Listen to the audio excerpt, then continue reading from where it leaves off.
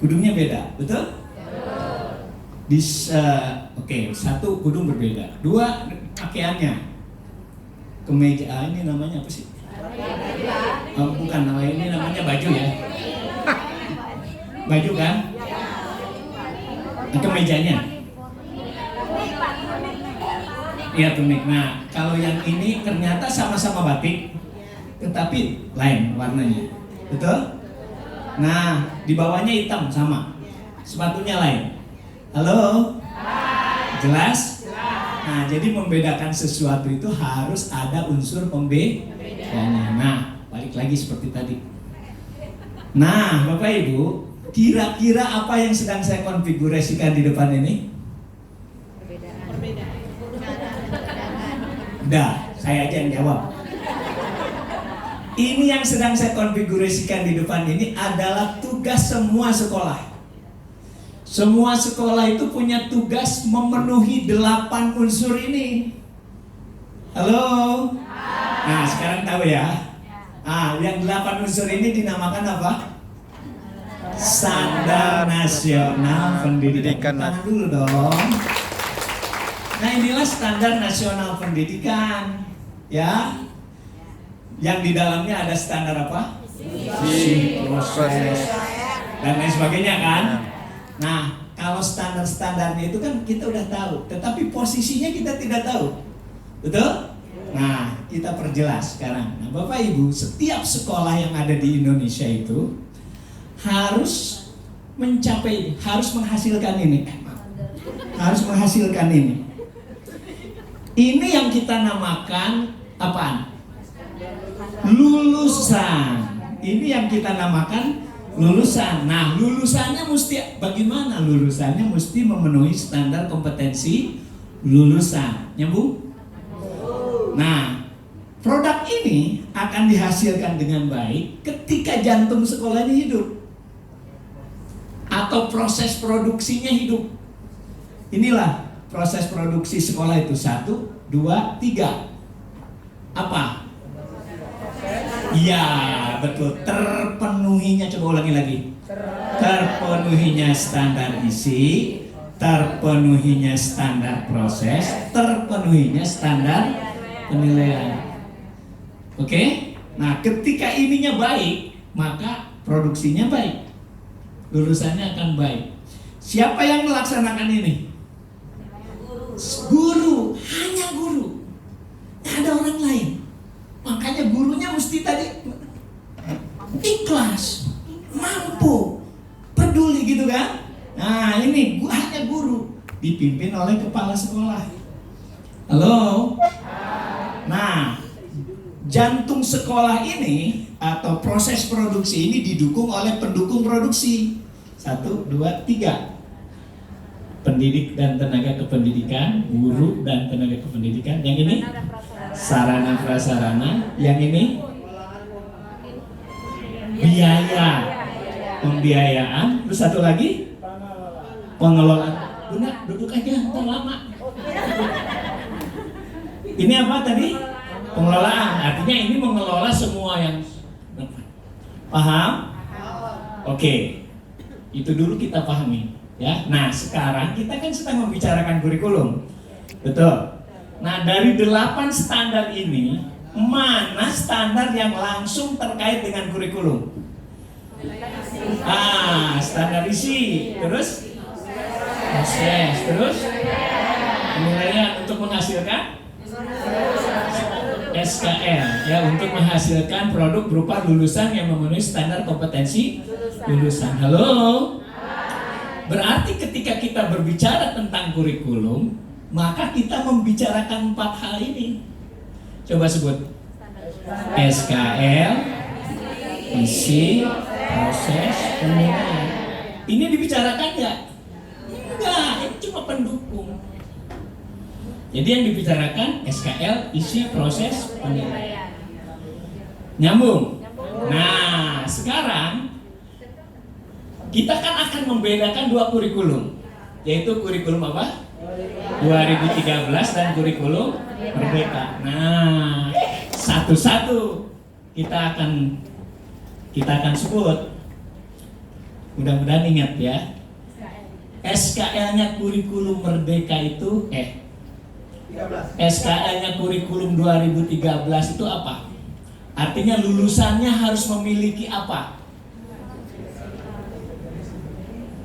Tuh, pada diem.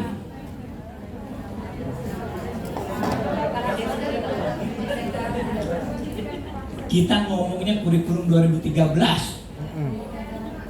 Ya. Jadi lulusannya harus memiliki standar KKM apa tuh?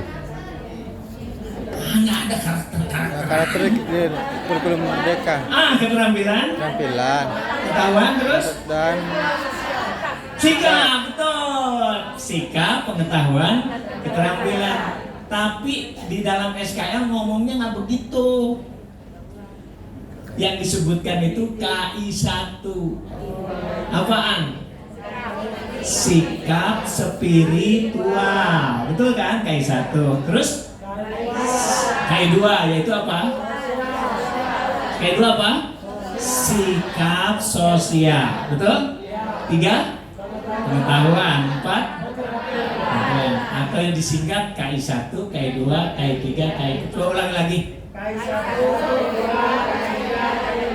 Yang baik sesuai dengan KKM yang ditetapkan, betul? Halo? Nyambung. Itu. Jadi saban hari kita datang ke sekolah itu hanya ingin mengupayakan bagaimana sikap spiritual anak-anak menjadi baik, sikap sosial menjadi baik, pengetahuan yang terkait dengan mata pelajaran jadi baik, dan keterampilan yang terkait dengan mata pelajaran jadi baik. Opat. Kata orang Sunda begitu. Ada berapa? Ada 4. Nah, KI 1, KI 2, dan KI 3 serta KI 4 ini akan diperoleh dengan baik, maka diberikan standar isi. Standar isinya berupa apa? Ayo.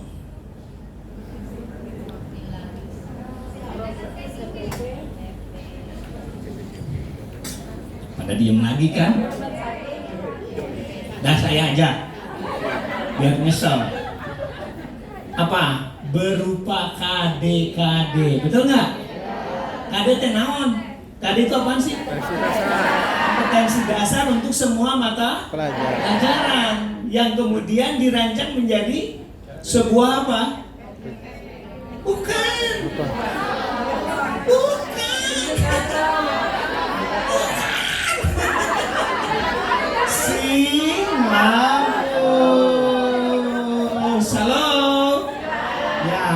KD kemudian dirancang menjadi sebuah silabus. Itulah standar isi kurikulum 2013. Oh, KD agama ada silabus agama, KD PKN ada silabus PKN, KD matematika ada silabus, dan lain sebagainya. Nyambung?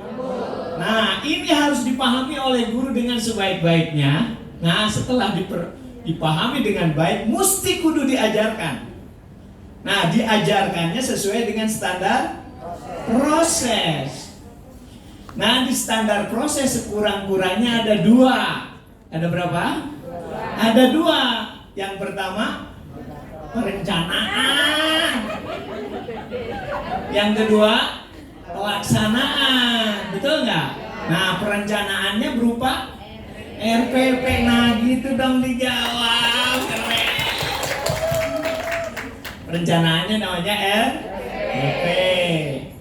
Dah, jelas ya? Pelaksanaannya harus menggunakan pendekatan apa?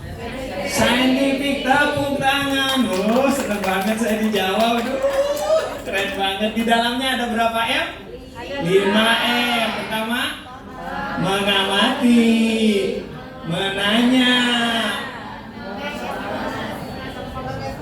mengumpulkan data, terus mengasosiasi, terus mengkomunikasikan. Ulangi, M1 apa? Menanya, mengumpulkan data, mengasosiasi, mengkomunikasikan. Tepuk tangan. Saya nanya nih, awas tidak dijawab, harus dijawab ya. Siapa yang mengamati? Siswa. Siapa yang menanya? Siswa. Siapa yang mengumpulkan data? Siapa yang mengasosiasi? Siapa yang mengkomunikasikan? Lah, apaan kerja gurunya apa? Fasilitator. Tepuk tangan, keren banget.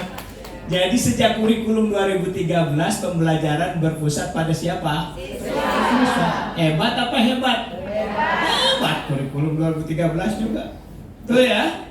Nah, sudah seperti itu. Nah, gurunya memfasilitasi supaya anak bisa mengamati, gurunya nyari dong film, cari bacaan, cari gambar-gambar, supaya bisa nanya, dituntun dengan lembar kerja dong. Supaya anak-anak bisa mencari materi yang banyak, siapkan dong materinya biar dibaca, betul? Supaya bisa mengasosiasi, siapkan dong kegiatannya, diskusi, segala macam, tanya jawab, betul?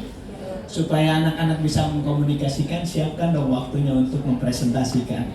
Halo? Nyambung? Nah, jadi di standar proses ada berapa tadi? 2. 1, perencanaan. 2, pelaksanaan. Perencanaannya namanya apa? Pelaksanaannya?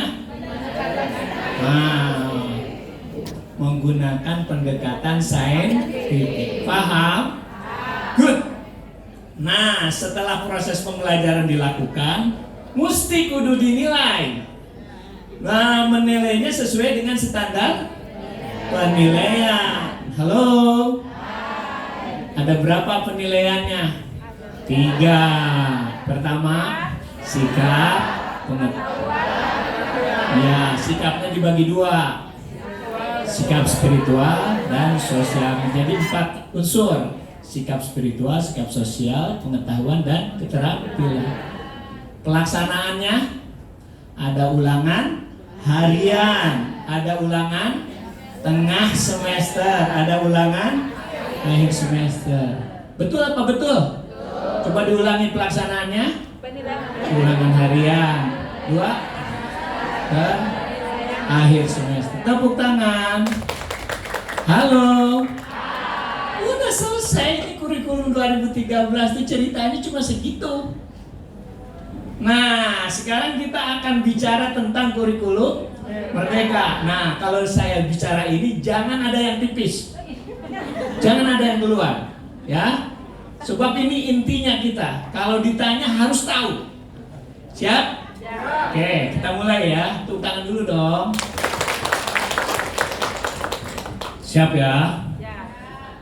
Tapi sebelum saya kasih yang kurikulum Merdeka, saya ulangi yang tadi. Bapak Ibu jawab, saya pegang orangnya, Bapak Ibu jawab isinya. Siap? Ini adalah SKL kurikulum 2013. Isinya berupa 1, 2. Tepuk tangan. Ini adalah standar isinya kurikulum 2013. Isinya berupa yang dirancang menjadi keren. Ini adalah standar prosesnya kurikulum 2013. Berisi ada 2 isi. Perencanaannya, pelaksanaannya, very good. Ini adalah penilaian kurikulum 2013. Apa yang dinilai? Sikapnya dibagi. Pelaksanaannya, tepuk tangan. Halo.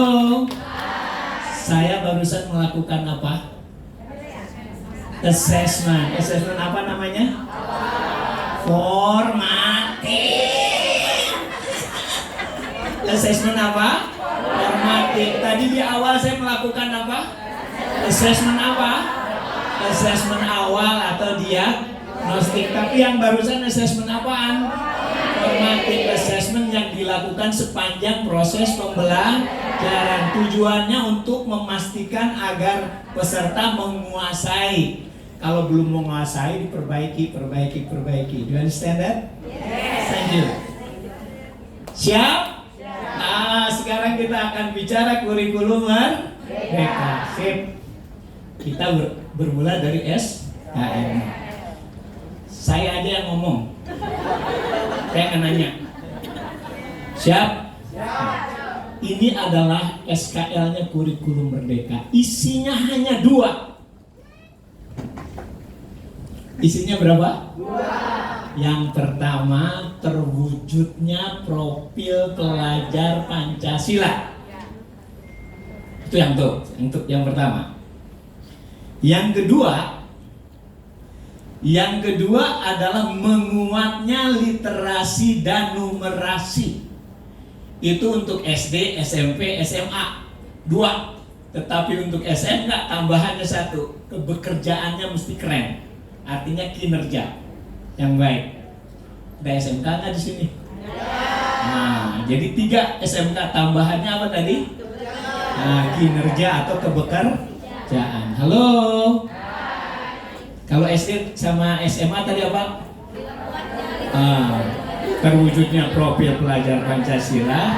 Satu lagi, menguatnya literasi dan numerasi. Halo. Tamat ya.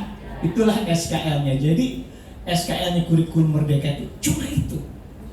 Jadi kita upayakan gimana caranya supaya anak-anak memiliki profil pelajar Pancasila. Bagaimana anak-anak memuat literasi dan numerasi. Dan ini nanti akan berpengaruh pada NBK yang besok dilaksanakan tanggal 28. Betul? Yang dinilai di NBK ada berapa?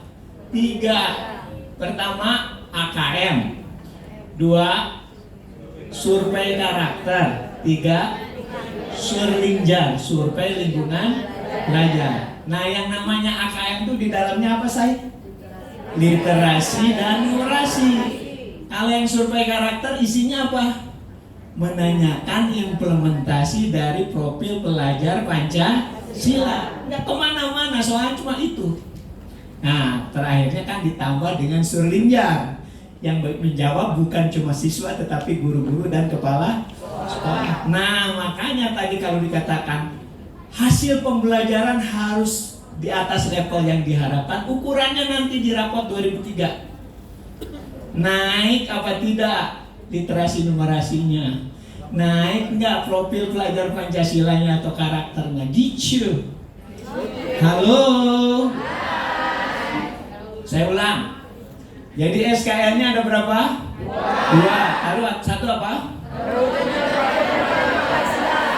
2. SMK tambah 1 lagi? Kinerja atau pekerjaannya lebih bagus. Nah, supaya dapat 2 hal tadi dan 3 untuk SMK, diberikan apaan? Nah, diberikan standar isi. Nah, standar isinya berupa apa?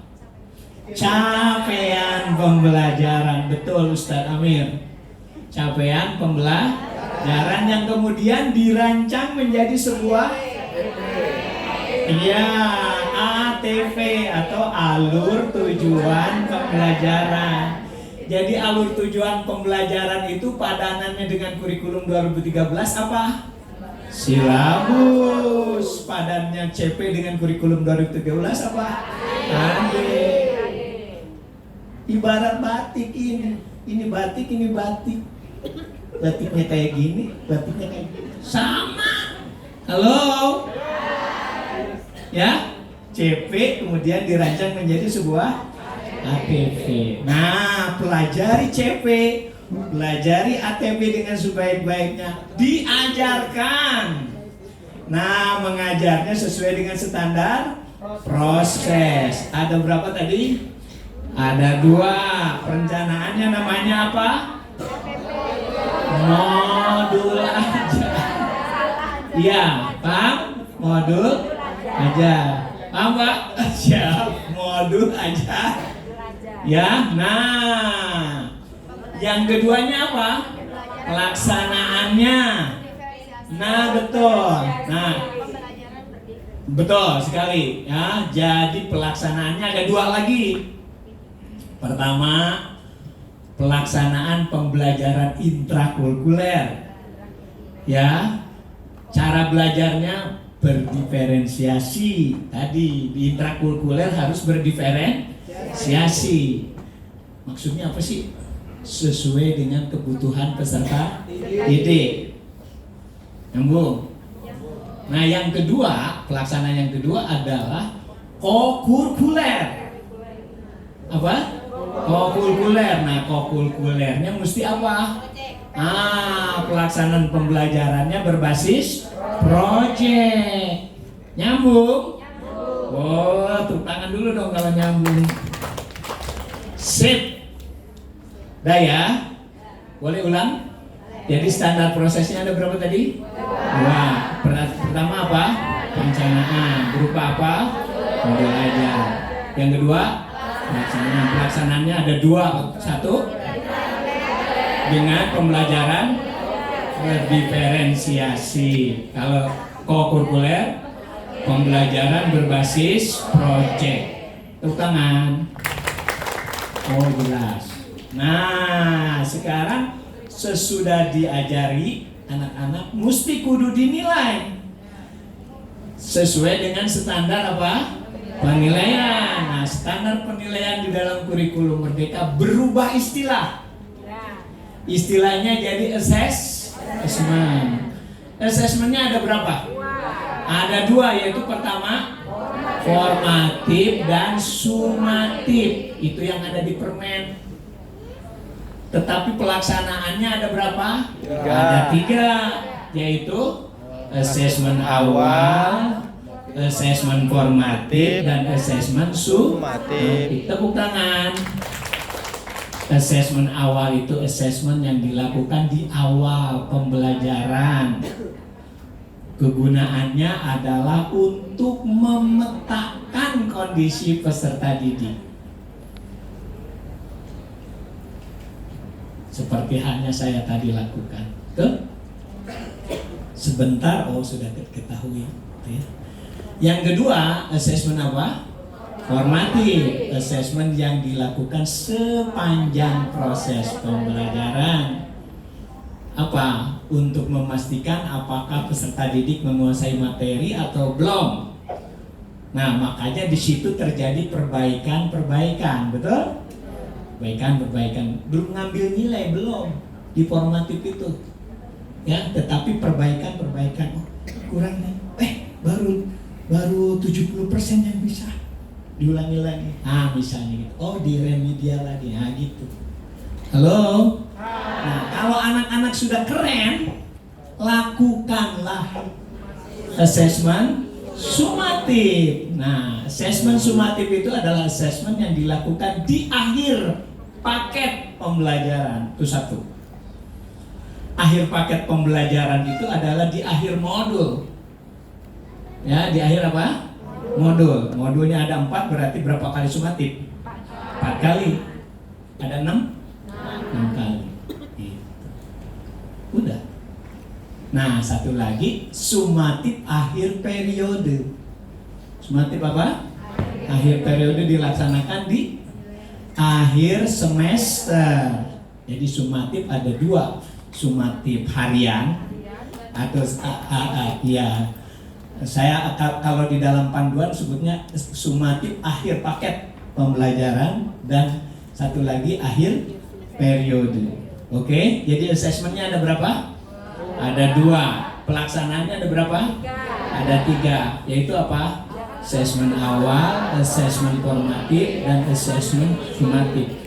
Jadi Pak Didang, yang assessment awal masuknya kemana? Ke formatif. Ya, karena memang di permennya cuma 2. Nah, assessment awal itu masuk di nyambung. Saya akan melakukan apa? Assessment formatif. Saya pegang orangnya, Bapak Ibu bilang isinya. Ini adalah SKL Kurikulum Merdeka, isinya ada 2.